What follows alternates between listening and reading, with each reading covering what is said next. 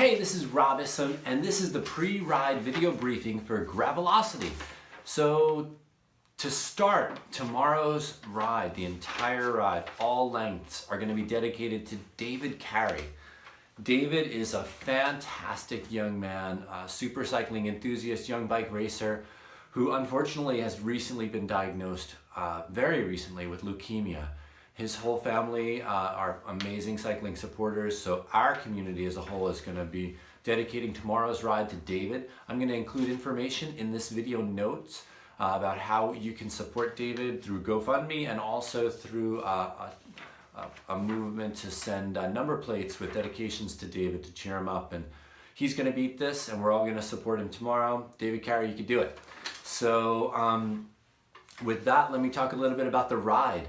So the weather forecast has completely changed for tomorrow. So everybody was worried all week, but it turns out now the updated forecast is for no rain at all tomorrow. Of course, it's still going to be wet, and while the temps are forecast to be in the 40s and 50s for the ride, it might not be a bad idea to toss a windbreaker into your jersey pocket just for the cool descents.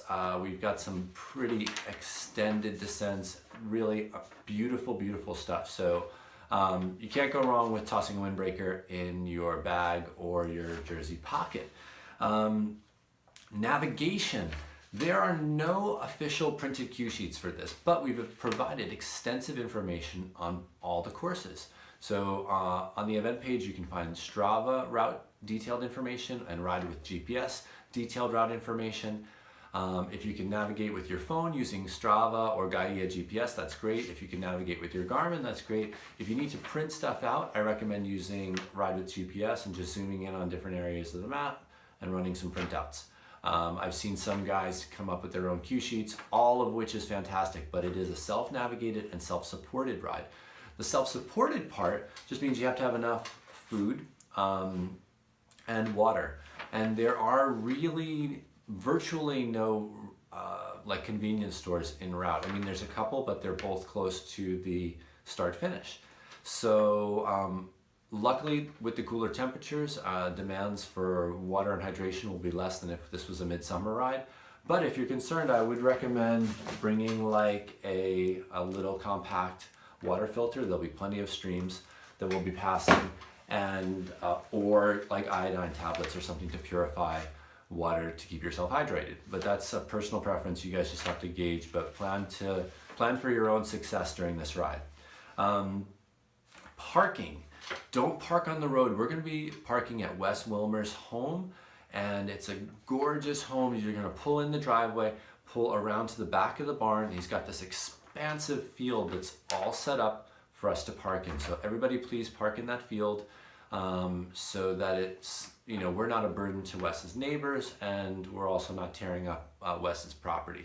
So it's a great place, great start-finish location. Start times are 8 a.m. for the 94 milers. And if you're doing the 94, you really want to start promptly at 8 a.m. It's a very demanding route. It's never been completed before. I have a strong sense that it's going to get completed by somebody tomorrow. The 50 milers are at 10 a.m. Also, there might be some runners doing the 26 mile route starting at 10 a.m. And then at 12 noon, the 26 milers. And there's an option for a 30 mile private label bonus thing that we've gotten special permission for. Kyle Lindman will be on site to give us more details on that for the 26 milers. So the 8 a.m. people look forward to seeing Wes and Brian Lang. I'll be there riding in the 10 a.m. group.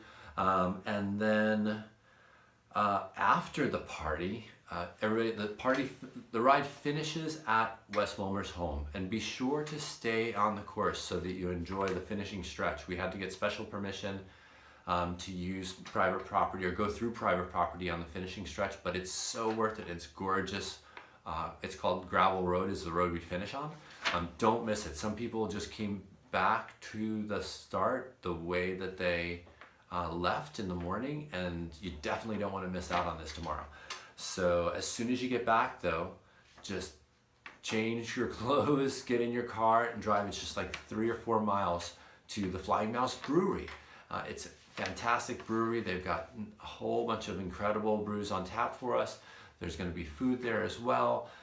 Incredible family-friendly atmosphere, fun outdoor space, fun indoor space. So you definitely want to make it to Flying Mouse Brewery as soon as the ride concludes. And I think that that's it.